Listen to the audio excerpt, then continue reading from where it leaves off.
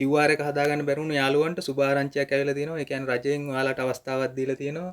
ඒ කියන්නේ ඔයාලට WhatsApp නම්බරයක් දීලා තියෙනවා 076යි 03යි 1919. මෙන්න මේ WhatsApp අංකයට ඔයා පණිවිඩයක් දාන්න ඕන. ඔයාගේ වාහනේ අංකය ඔයා ටයිප් කරන්න ඕන. මේකේ ෆොටෝ එකක් බෑ, අනිවාර්යෙන් ටයිප් කරන්න ඕන. ඊට අමතරව ඔයා ලබා දෙන්න ඕන ජාතික හැඳුනුම්පතේ ෆොටෝ එකක්, ඒ වගේම වළංගු ආදායම් බලපත්‍රයේ ෆොටෝ එකක්, ඒ වගේම ලියාපදිංචි සහතිකය. ඒ වගේම දත්ත රහස්‍ය නිවේදනයක්ත් එයාලා නිකුත් කරලා තිනවා. ඒ කියන්නේ ඔබගේ පුද්ගලික දත්ත 2022 අංක 9 දරන පුද්ගලික දත්ත ආරක්ෂණ පනතට අනුව රැස් කර සකස් කරනු ලැබේ. දත්ත වළංගු කිරීමේ අරමුණු සඳහා පමණක් භාවිතා කෙරේ.